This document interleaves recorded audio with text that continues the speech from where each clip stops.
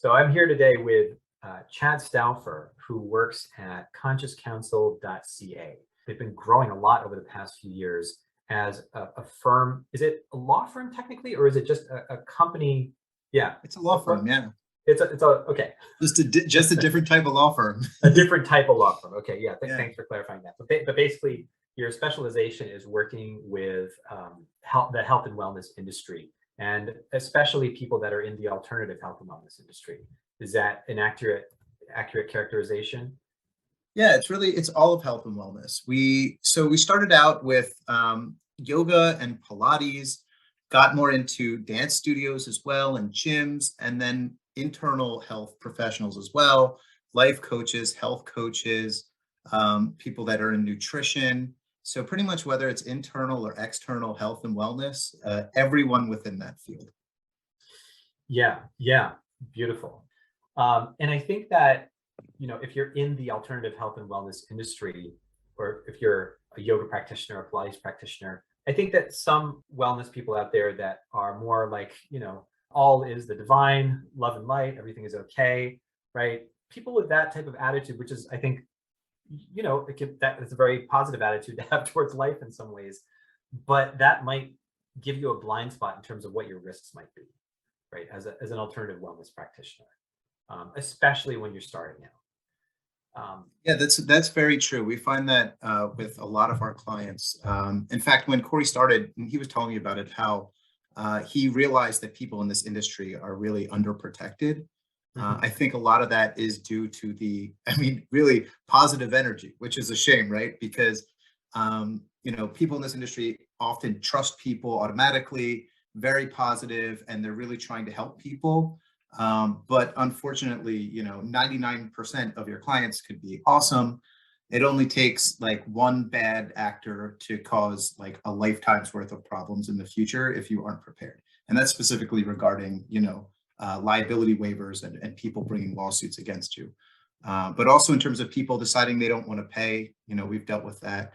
But yeah, absolutely. It's an interesting balance because in this industry, the professionals really do have a positive outlook on life and trust people, but at the same time you still have to, I guess that's the point of having a lawyer, right? You have somebody who's looking to that other side who's saying, well, okay, yeah, that's great, but like what if this happens, what if that happens? So it makes it even more important to have somebody looking out for that side of you, I think. Yeah, absolutely. And I want to get into your background in a second and how you got involved in this. But and my clients might not know this about me, but I have been sued before. Like I got sued. This is before I was even working in the alternative health and wellness arena. It seemed like there was some funny business company was successful in getting shareholders together and was saying, hey guys, these are some red flags, these are some red flags, and then they sued me. So, and that was that was a very difficult experience to go through. I certainly learned a lot from it, but several $1,000s later, just getting this silly defamation, frivolous lawsuit taken care of, that was like for nothing. Like that did not need to happen. You know. Yeah, that's the thing about the law that people don't always understand. And I say people, I also meant me before I went to law school because I learned so much. You can Right. sue anyone for anything. I mean, I can say, hey, I don't like your jeans. They offend me. Now I'm going to sue you for $50,000. I mean, I can do it. There's nothing stopping me from doing that. People can come up with, and they do come up with frivolous lawsuits all the time.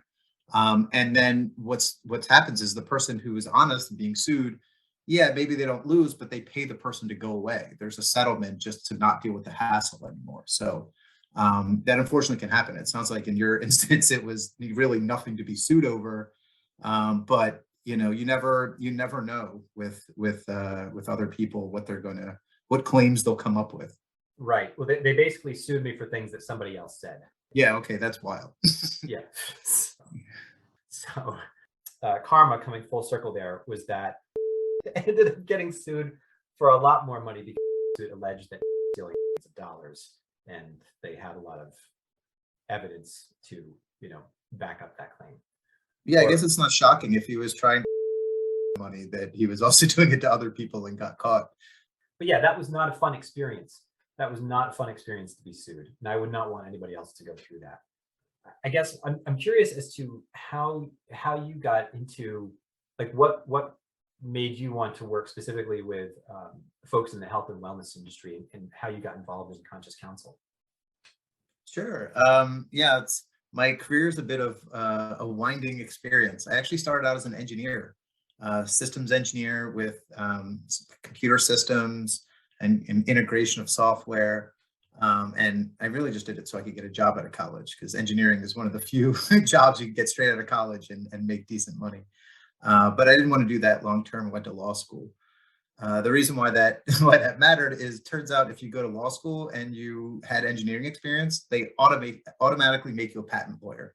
Which is, if you don't know what a patent lawyer is, that's basically if someone comes up with some invention and you want to say this invention's mine, no one's ever created it, you get a patent lawyer to protect that invention.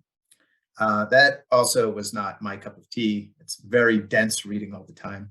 And I was working in a big law firm in Philadelphia. Actually, I tried out a couple of them, and it was just not my cup of tea. Very cutthroat, very stuffy, just didn't match my personality. Yeah, didn't like the work I was doing, and really had it up to here with law generally, just because I thought, well, okay, law firm life, not for me. I left and tried my hand at starting my own business. I started a sustainable travel company, which was like 2 years before COVID. So that didn't really was pretty bad timing there.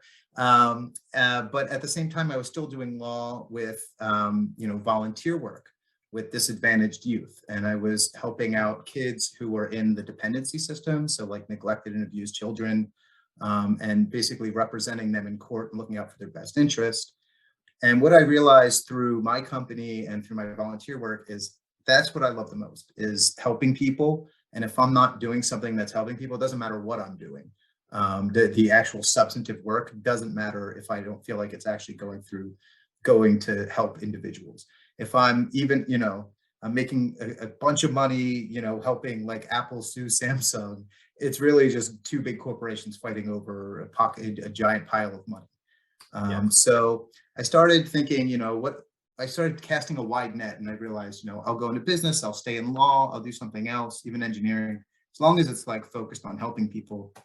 And during my job search, there was a job listing for Conscious Counsel that said, we're sending this message out to the universe and like looking for good vibes. And I was like, what is this? And, I read the job description, and it's saying how everyone who works there travels. It is like an excellent life, work-life balance. And they realize, life comes first. And I did more research on it. And I see like the Google reviews, like 5.0 Google reviews, like who has that? Like 300 Google reviews. I read them. I saw what people think about them. I saw what they do, how they're involved in health and wellness. And I was like, wow, if I work in law again, like this is the type of company I'm going to work for, because here's the thing that health and wellness, business owners have in common, whether they work in meditation or they work in nutrition or they work in Pilates, they're all helping people, every single one of them. And being a lawyer for Conscious Counsel, I'm helping people who help people. So it's like meta helping in a way. Yes. And I'm taking care of something that's like, I know, like before I went to law school, I didn't know anything. I almost consider myself like a lay person who then learned. So I feel like I have a way of explaining things in simple terms to help people, so that, if you want to start a business, it'd be super overwhelming with everything. And like the legal side of it is just another aspect that most people don't know anything about. So to be able to support them and help them actually start up their business that's helping to make the world healthier, like that's my jam. So I fell into the right place for sure. Yeah, I love it. And I'm one of your very happy clients, as you know. Like one thing that I thought was really neat was that you have these, very thorough but easy to understand legal contracts that are made to be friendly for the alternative health and wellness, for alternative health and wellness practitioners. And a lot of them you sign at the end with the word love, which I just thought was like, that is very unique for a law firm to do, to sign contracts with the word love. And that was part of what made me comfortable working with you guys, and this notion that law is fun, and it's kind of yeah, just I guess there's kind of a vibe that Conscious Counsel has that you can feel that you guys all seem to be congruent with. Yeah, for sure. And Yeah, the thing is that not everyone wants their contracts like that. So it depends right. on the client. Will some of my clients, like, they love exclamation points. Guess what? There's exclamation points all in their documents. Like, we make them to match, and some of them are more serious and they want more legalese. Not many of our clients, but some of them. So we really cater to our clientele. Most of the time that means easy, understandable language that's still like super protective. But really, it comes down to the personality of the business and the personality of the owner. And for me, like, I'm more of a casual guy, so it's completely dovetails with like with my own personality.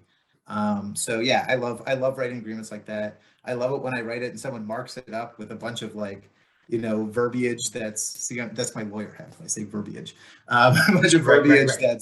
that's more casual and fun and weird even, because I work with like every kind of person, like, you can't imagine, and the people in this industry, like, so unique, quirky, interesting, because they're going off on their own. They're not just following a set path, right? Especially if it's like alternative health and wellness.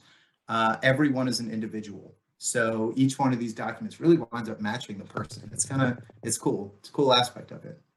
Yeah, yeah, absolutely. In terms of like what would you say for somebody that's maybe just starting out as a practitioner, or even somebody that has been a practitioner for a good deal of time in the alternative health and wellness field, what are some of the risks that they might encounter? And I know for people, who have just this very positive mindset about life, we don't like thinking about risks. I don't enjoy thinking about risks that much either, honestly. Which is why I need other specialists to do it for me, right? Because I know that I'm not the best at thinking about those things. But what would you say are some of the common risks that people who are maybe just starting out run into, or even people that are seasoned practitioners who just don't have some of these agreements really hammered out? Yeah, so I'll give you a little scenario, right? So let's say me and my buddy decide that we're gonna, start doing yoga on the internet, and teach classes. And we both teach classes, and I don't really know what he's doing. He doesn't know what I'm doing. We do it different days. Next thing I know, someone says they're hurt. They stretched wrong or they did something wrong, and they blame him, and then they sue him for hospital bills, 20 grand. I mean, hospital bills can be crazy, right? Yeah. Not even pain and suffering, just like, oh wow, 20 grand, like, that's more than I have in my bank account. I don't have anything in the business. I never started a corporation or LLC. Here's one thing I never learned in until law school. If I go into a partnership with somebody Mhm. and I don't have some sort of corporation or LLC is a limited liability company. It's kind of like a corporation. If I don't have one of those and my buddy gets sued, guess what? I'm just as well sued, which may have been what happened to you. I'm not sure, but that can happen if you're working with someone else in a common business venture and they're sued, you're sued. They could just as easily come after you. And that's like a huge risk that like nobody knows about. Like, we should teach law in like elementary school, because there's so many risks like this that people don't know about, that like, hey, me and my buddy just decided to do this, and now I'm being sued for $20,000 because he messed up or maybe didn't mess up. So that's like a huge danger when you're working with somebody else. And that's why you want to make sure, like, well, first of all, you want to have waivers of liability in place. Like, that's hugely important. That's what stops people from suing. Or if they go to a lawyer, the other lawyer will look at the liability waiver and say, okay, well, maybe we can't win a lawsuit here. But also, you want to start a business entity. A lot of people don't. And it's not super expensive to start an LLC. That's something we help people with, but also it's something that people can do on their own. If they do it on their own, it's a few $100s usually a year for registration and renewal, depending on the state. Some are Yeah. cheaper. But it's not super expensive. And what it does is it gives you an extra layer of protection so that if somebody sues you or your buddy, well, specifically your buddy that you started with, and they try and come after you, well, they can only come after the business. They can't go and take your car. They can't go and take your house, because you could lose your house, you could lose your car. If somebody has a heart attack because your buddy messed up, next thing you know, like you're getting sued for wrongful death, and you're like, wait, I didn't do anything. Right. So it can be a huge risk that like you wouldn't even realize that that's a risk when you don't have a business entity in place. So I would say business entity and waiver of liability are like huge risks that maybe people aren't aware of when they're just starting out. Yeah, no, that's a really great point. And also, it's not just for the ambulance chasers, which actually, do you want to unpack what ambulance chaser means? It's a pejorative expression for lawyers that are just out to make money. Isn't it something like that? Yeah, an ambulance chaser is, imagine the image of like a lawyer driving down the street and then he sees an ambulance go by and he goes, oh, potential client. How'd you get hurt? What floor did you fall on? Did you slip and fall on a 7-Eleven? Okay, sweet. Let me represent you. I don't know if that actually happens, but like that's the image in my mind, is like someone like broken leg on like laying on the sidewalk, and then like a bunch of lawyers standing around giving his cards, seeing who they can sue. There are some people like that.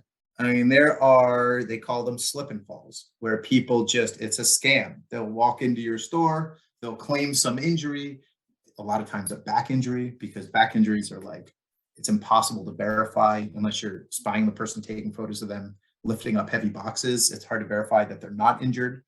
But yeah, there's slip and falls, as they're called, are a real thing. People will get sued for when there's actually no injury at all.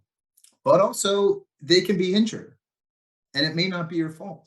But they can, people feel like they want, they don't want to pay that hospital bill themselves, and maybe they truly believe that you're at fault.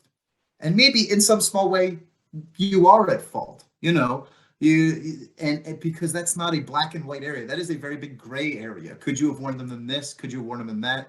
I'll give it one quick example. One of our clients, they had an outdoor class. Someone got stung by a bee and had an allergic reaction. Is that your fault for not checking for a beehive nearby before you had the class in a park? I mean, technically you could say that's your fault, that you should have like checked out the area, but like that, who's going to decide that? I'll tell you who decides: a court. So that's why you have a waiver of liability in place, so that you say, look, even if it is somehow my fault in some small degree, you still can't sue, because like you're doing this at your own risk. So that's why you want to disclaim the risk, because there's always a theory that has you at fault in some degree, even if it's not a slip and fall or a frivolous lawsuit. Right. Yeah, theory meaning like a legal theory, that you can show evidence that, okay, the teacher maybe knew that there was a beehive and they didn't advise the student that there was a beehive, and it's negligence. And even if they didn't know, or there could be a legal theory that they didn't know. They should have checked. Well, they should have checked. Yeah. Okay. Right. And then it's like, it's up to the court, and then you're paying lawyer like $10,000 or something because the other person had a debilitating bee sting injury. This is like the stuff that we think about as lawyers, which is like, so you guys don't have to think about it. Right. And that's why in all of our contracts we have a clause about like about being outside, just because of like one or two clients who have had this happen. And even if it's like you do everything inside, we're like, just put the outside clause in there, because clause is like a small paragraph. Just put it in there, because like you never know. Beautiful day, you go to the park, someone gets stung by a bee. It happens. Right. Yeah. And the thing is that, like, as I was saying, it's not just for the quote unquote ambulance chasers. It's for the fact that we want to communicate clear expectations to our clients also, just as a professional, like as a professional courtesy to the client. You want to tell them, hey, this is what you're doing. This is what we're going to do. Here's what the purpose of it is. Here's what the purpose of it is not. Right. In the same way that a lot of massage therapists will have in their, conditions when you walk in, this is not sexual. Right. It's an agreement between the practitioner and the client to communicate what's there. And, maybe as a part of that contract, also, it's like, hey, if you have any injuries, it's your responsibility to tell me about those beforehand. Or something like that, some verbiage in the contract. Absolutely. You don't want them to get hurt as well. And you don't want them going in with any misperceptions. I mean, a Of lot of course. people in this industry, they work with their clients who really don't, they don't necessarily know who they're going to see. They just know it's some sort of expert. You want to explain to them that you're not a medical doctor, that if there's, if they have a medical issue that needs to be diagnosed or resolved, like this isn't your area of expertise. That's something Right. you want to make clear, because you don't want someone not going and making sure that they're, taken care of by, a medical professional, and only turning to you and thinking you are a medical professional. You want to make it clear that there is a difference. And if they're choosing to do both, they can do both. If they're choosing to go with you, they can go with you instead of a medical professional. But you're advising them that there is a difference between the two. And that's important for them to understand just as well as it is for you to understand. Or, for example, nutritionists. People may not know that they could have underlying conditions that could be exacerbated, that could be made worse by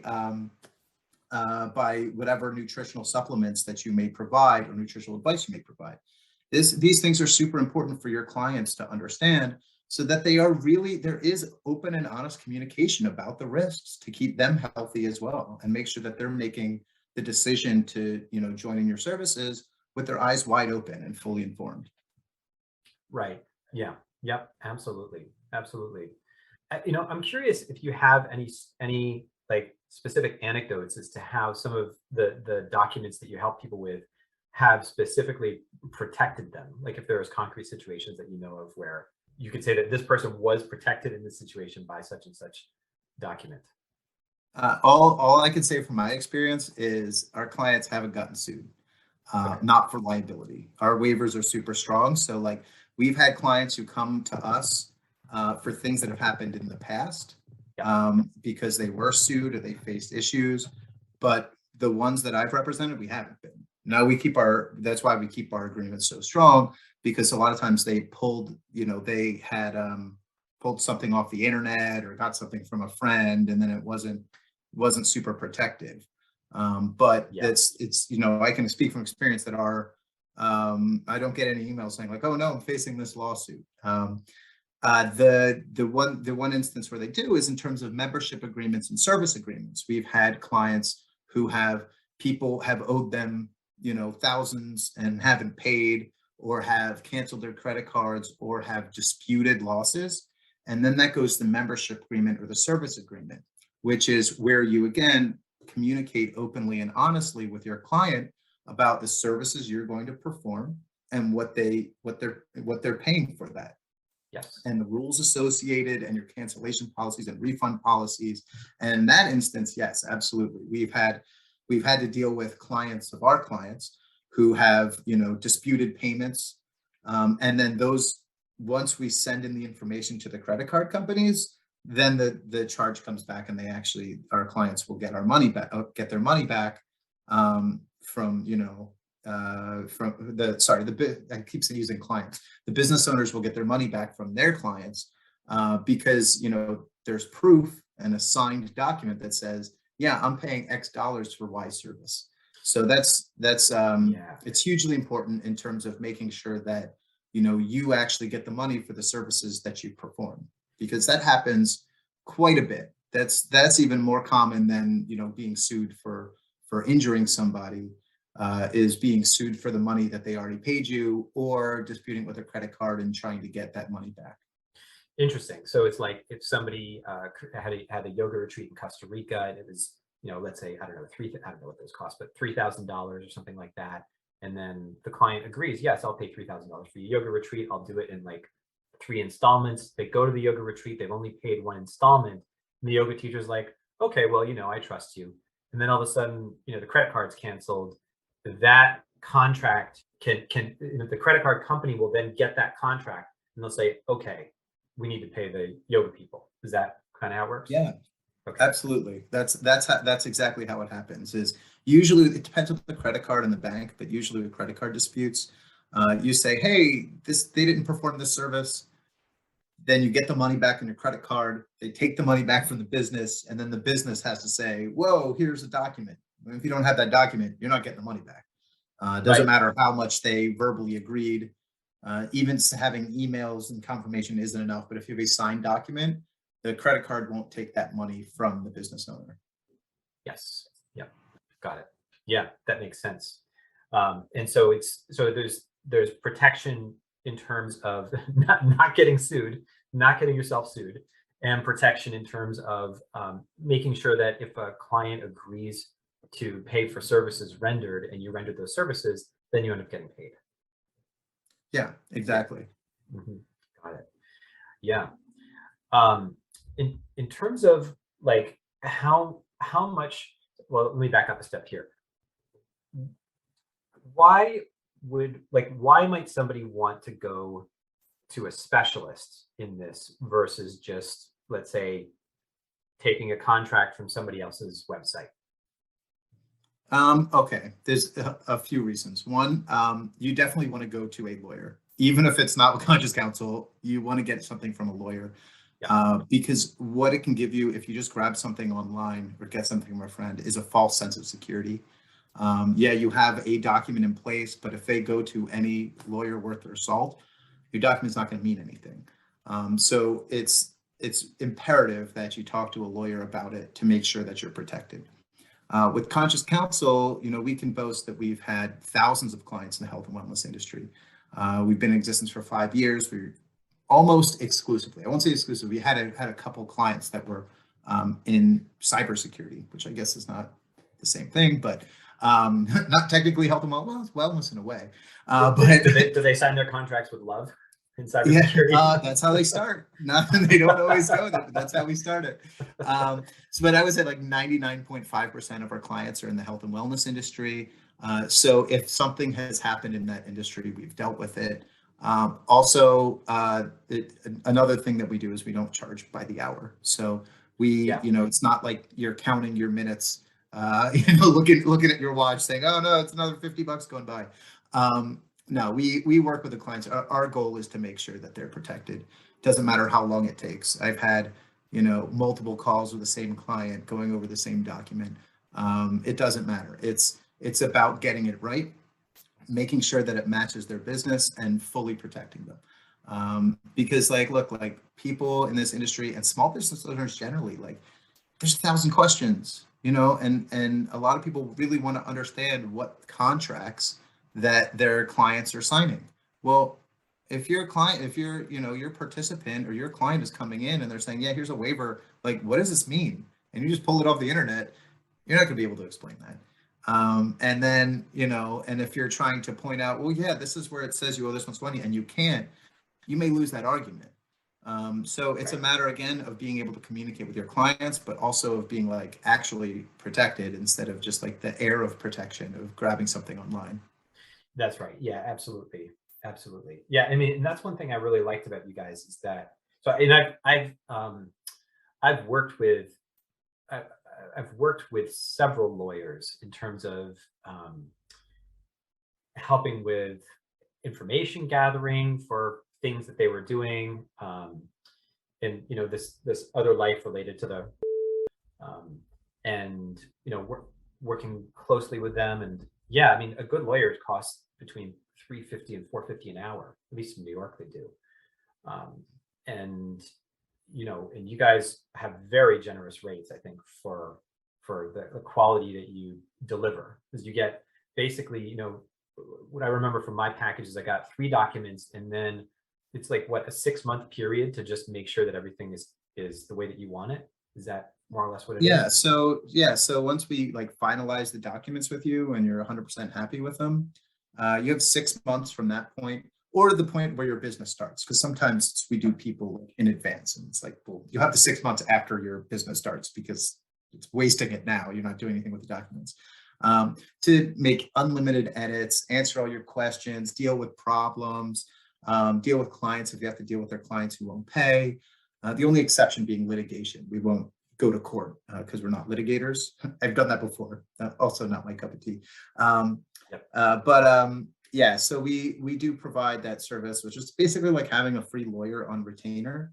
I actually, when I worked in Philadelphia in a couple large law firms, I did litigation. We did charge, well, I should say my firm charged over $450 per hour for my work. I didn't get $450 per hour, but that's what the client was charged for every hour of work that I did. generally, I could, with a client, depending on what they want, it could be a quick and dirty 20-minute process and like they're happy with agreements, it's done. Or it can be, 10 hours back and forth dealing with different problems. It doesn't matter. We provide the same service, no matter what. It's always available. We're always available for people because, like, fortunately, like, best case scenarios, they don't really need me. Everything's happy, everything's perfect. They don't have any problems with their clients, but sometimes people need a lot of help, especially early on. And the good thing about that is that early on, when you're just starting your business, the business can change entirely. The website can change, the services could change. You could decide you want, oh, I thought I needed employees and now I don't. I need independent contractors.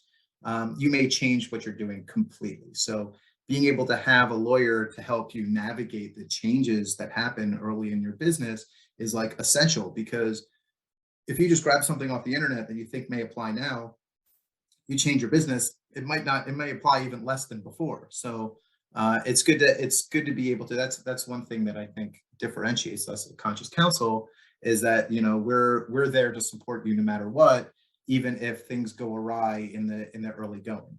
And I will say this, like, we have the 6-month limit, but like, if people send me emails after that, like asking questions, I'm not like $50 to answer your email. It's more like if we need to like rewrite the document or something, or send nastygrams out or something that's like, which I have to have, every once in a while I have to send nastygrams to customers that won't pay.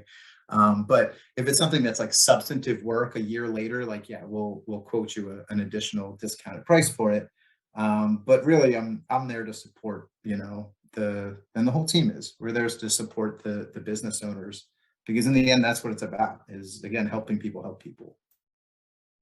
Awesome. Yeah. A nastygram, that's is that lawyer speak for like just an email saying, hey, you agreed to do this and you didn't do that, and yeah, now, good cop, bad cop type of thing. Exactly. No, usually I always advise my clients when it's an issue with like lack of payment or chargebacks, which is when they take the money back via the credit card company, to say like you get, I was going to say you win more with honey than vinegar, but whatever that phrase is, it's better to be nice to the clients and like try and like get them on payment plans or work with them and be empathetic. Usually that works better. Sometimes they're just like, no, can't get blood from stone. You're not getting $1 out of me. And then that point, I'm like, okay, let me write the email myself and have it sent from a lawyer. And then it's like a little more stern. And, and then sometimes again, good cop doesn't work. So bad cop comes in. And if that's what it comes down to, because sometimes, this is depending on the amount they owe, like $2,000, $3,000, $4,000 that they haven't paid, that they're in arrears, that they just haven't paid at all. And it's, it's not my favorite part. It's not the, most friendly and fun part of the job, but that's being a lawyer. Sometimes you need to, keep it real and tell people that they're under contract and they're risking a lawsuit if they don't pay what they owe. Yeah, right. I mean, and that's, that's reality.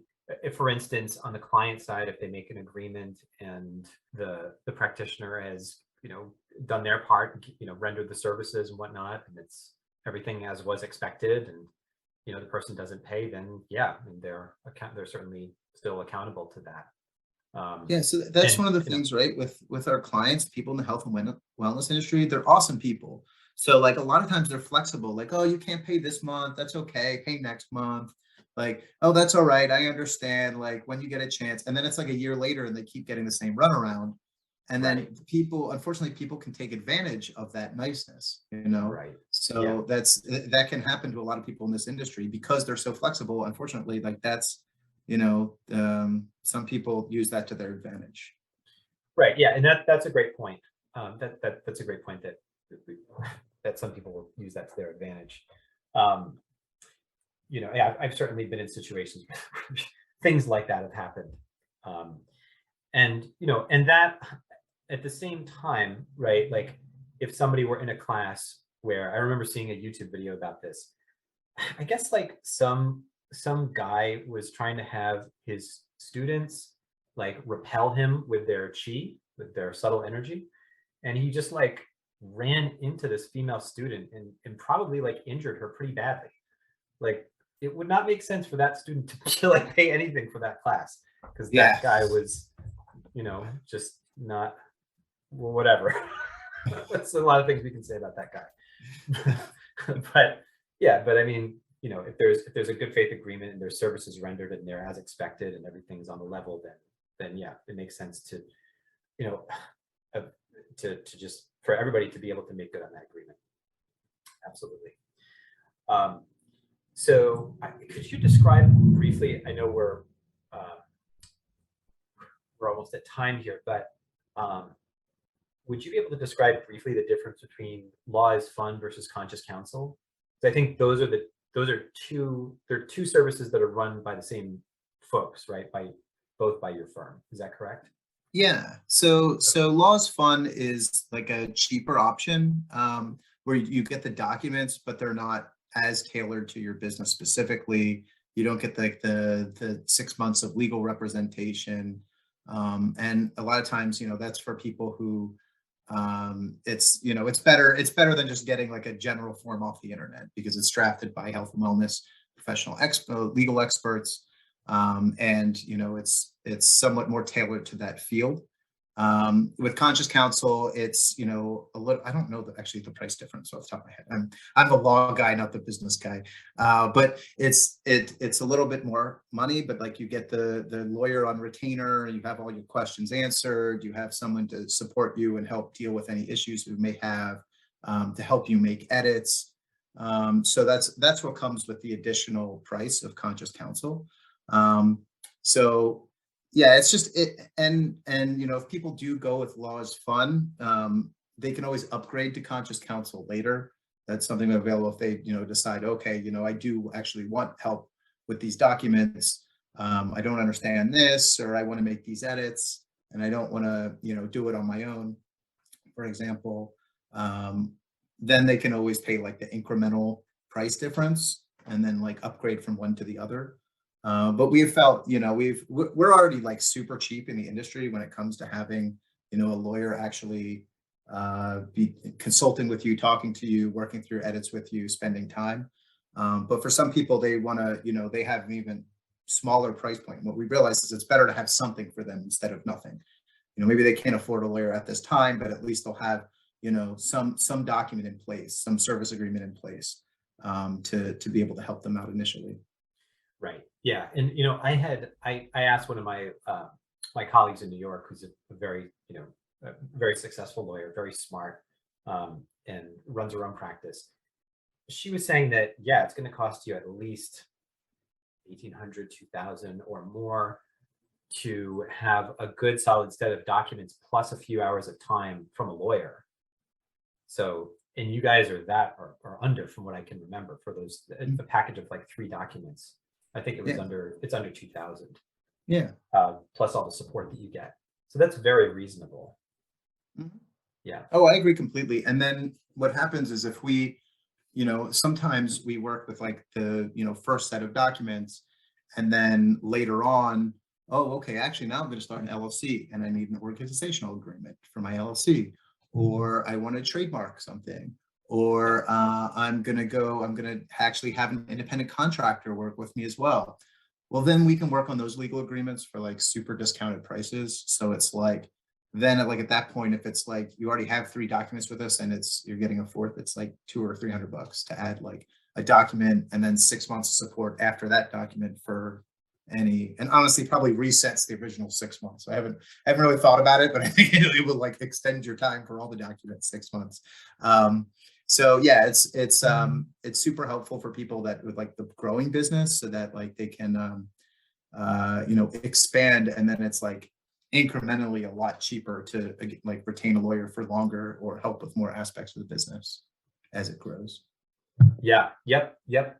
And I've already gotten, I think, my 4th document from you guys, which came at a discount because of that first 3, which were also discounted because it was a package. Mm-hmm. So, but yeah, I mean, again, very reasonable, and I like having the ability to customize and make it, to make it feel right for the kind of vibe that I want to transmit to my clients. Like, I know you and I have joked around about the fact that like Chad, this document seems like very like use the word nuclear for one of them, because it encompassed everything. Like, here's the media release, and it was like the most comprehensive media release I've ever seen. And you said that's how you guys start, but of course you can cut and paste from that in a way that feels good, and that would obviously feel good to the client. It's that a would balance feel because, good for everybody. Yeah, I'm sorry, go ahead. that would feel good for everybody. Yeah, exactly. So it's a balance because like we make the documents as like friendly and understandable as possible, but like we're like 100% about protecting our clients. So Yes. like we don't want to compromise any of the security of our clients. So we will start from a place of like maximum protection. And then if you're just like, whoa, like I don't need to have this like race to this forever, like in eternity all over the world, like, okay, all right, yeah, we can pare it back a bit.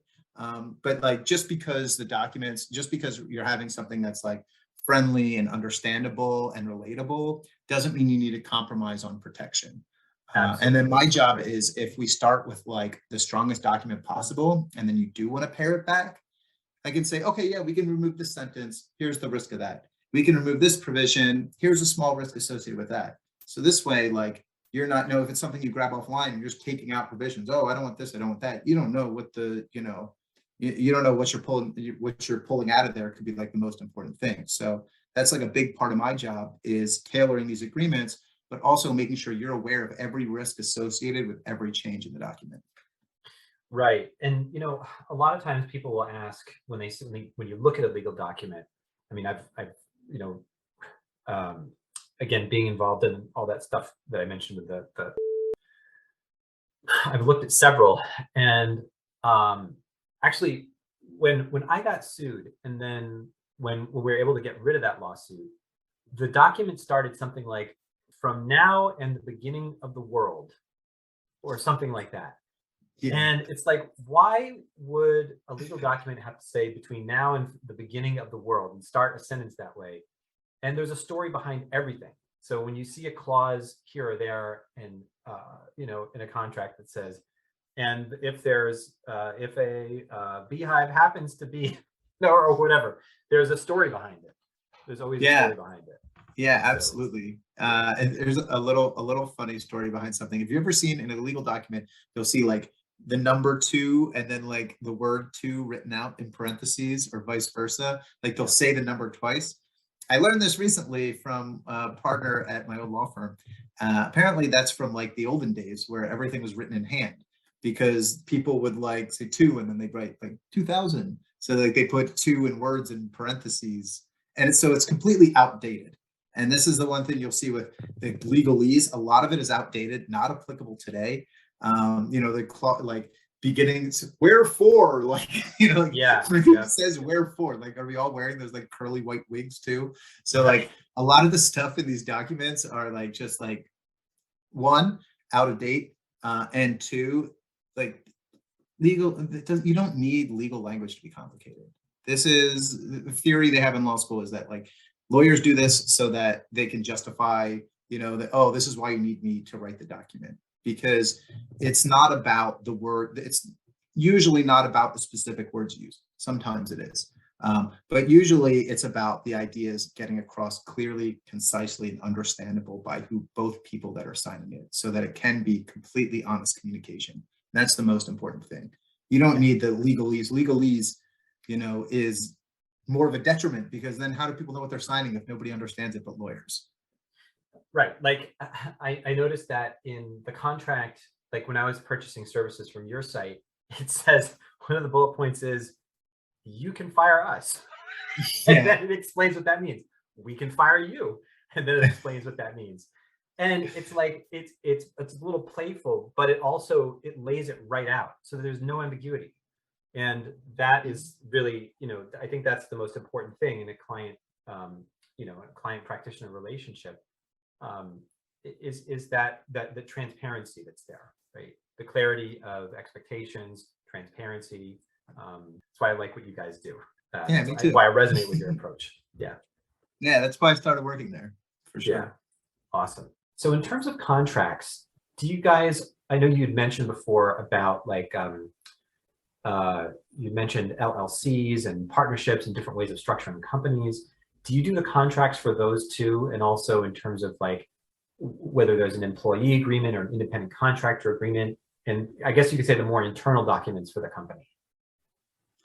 Yeah, yeah, absolutely. So we definitely help set up companies, LLCs or corporations, and the organizational documents for them, and as well as independent contractor agreements, which if you're, and employee agreements. So if you're going to be working with anyone and paying anyone, you want to clearly differentiate whether they're employees or independent contractors.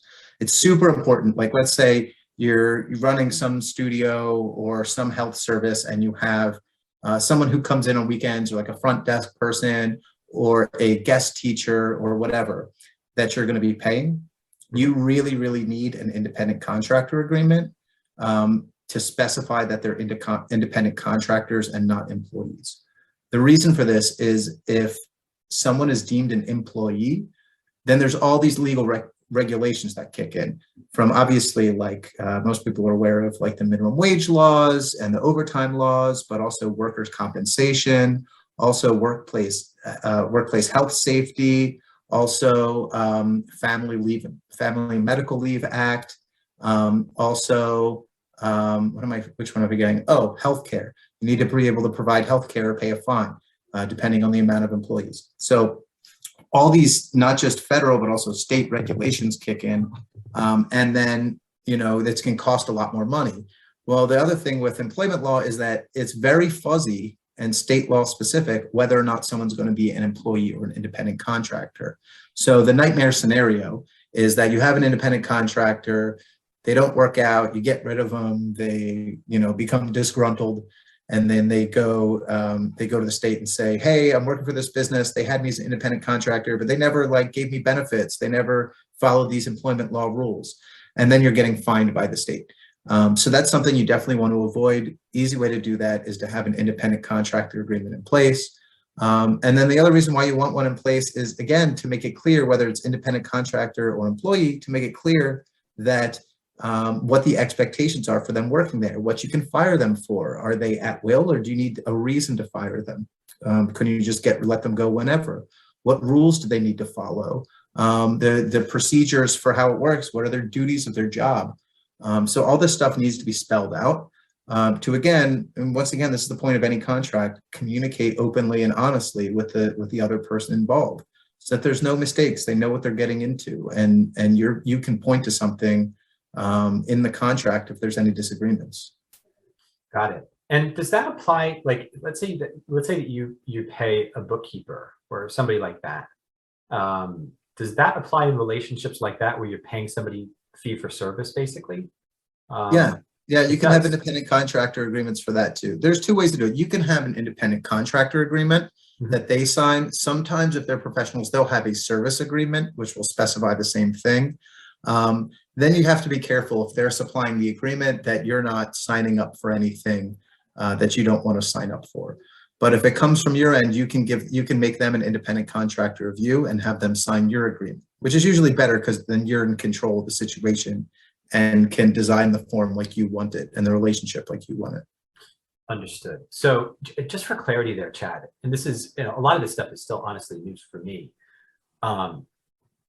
If I'm paying for mentoring services from a coach, a mentor, a consultant, somebody like that, they might just have their hourly rate, or they have a number of like a package or something, and I sign up for that, and I'm paying them for mentoring or some such thing. That doesn't enter into that territory of independent contractor necessarily. It's only if really the person is doing more specific work for your company. Is that more or less it? Yeah, if your company, or you, if you don't have your own company, are paying them for their services to help your company. Okay, got it. Then you would have either an independent contract agreement in place or a service agreement with them in place. Interesting. Okay, a service agreement. So for in the instance of a bookkeeper or an administrative, maybe a part-time administrative assistant or something like that. Yeah, you can have independent contractor agreements in place for them. And it's good because in some states, because the law is fuzzy, if you don't structure the relationship correctly, they could be deemed an employee, right? So you could have, think of a big company, right?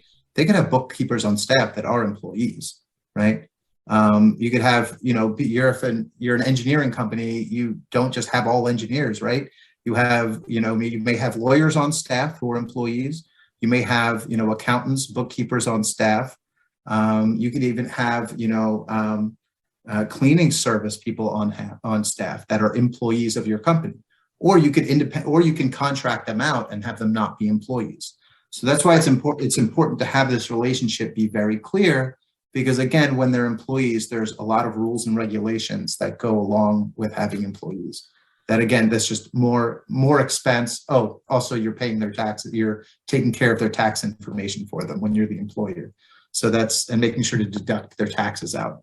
So it's a lot more complicated to have employees than independent contractors. But yes, to answer your question, bookkeepers and people that are, not involved in the core aspect of your business, absolutely, you'll want to define them as independent contractors. Okay. Interesting. Yeah. And just if it's too much to get into, maybe people can just contact you about it. But where do you draw that line? Because let's say, for instance, if I go to one of my mentors to get coaching on one of my practice methods, right? Well, do I really need to make them an independent contractor for my company? If it's a one-off, and this is where you're right, it does get to the specifics of the situation, and we'd have to have a longer conversation about the particular aspects of your relationship with that person. But yeah, if you're going to have, for example, if they're going to be a consultant, then you would want an independent contractor agreement in place. If it's, you're just going to someone for one-time advice, maybe given the particulars of the situation, it wouldn't call for that. But this is some of the stuff, like when it gets to employment law, it can get complicated and it can depend on the details of the relationship. So that's a lot of what we manage is understanding the business inside and out. So we can figure out whether these are just one-off services, whether it's an independent contractor relationship, or whether it actually rises to an employee-employer relationship. Understood. Okay. Yeah, that makes sense. Okay, cool. No, thanks for the clarity there. Sure thing. So did you want to add anything just before we wrap up here? How do people get in touch with you? Let's talk about that. If anybody wanted to inquire about Conscious Counsel or Law is Fun, how would they do that? Actually, let's start with Conscious Counsel. Like if somebody wanted, contracts with legal support, how would they reach out to you? Yeah, so they could go to our website, which is consciouscounsel.ca. I'm based in New Jersey, USA, but our law firm was started in Canada, so it's .ca. You could email our support team, which is support@consciouscounsel.ca. Set us up with a call, set you up with a call, or you can email me directly, or one of our other lawyers, but probably me, which is lawyer@consciouscounsel.ca. So all super easy to remember. And that's probably the easiest way to get in touch with us. One of those ways over email or just through our website. Got it. Awesome. And .ca is a Canada website address. Do you have? You can do legal contracts for Canada or the U.S.? Yeah, we do both Canada and the U.S. and we have contacts in other countries as well to look over our documents. So we've had work in Australia, in Switzerland, in Croatia, in Argentina, and this is just in the last few months off the top of my head. The key is if you have a contact in that country who works there, we work on the general agreements, and then they look it over with respect to the law of that country. For me, I'm based in the U.S. Cory Sterling, who started the firm, he's from Canada, and he's barred in Canada. So those are the majority of our agreements as U.S. and Canada. Awesome. Okay. Yeah, beautiful. Okay, well, listen, I really appreciate your time today, and I'm sure we'll be in touch again soon regarding some more agreements that I'm going to be putting up on my website in Kajabi. Absolutely. Thanks a lot, Michael. I appreciate it. All right. Anytime, man. Thank you. All right. Thanks. Have a good one. You too.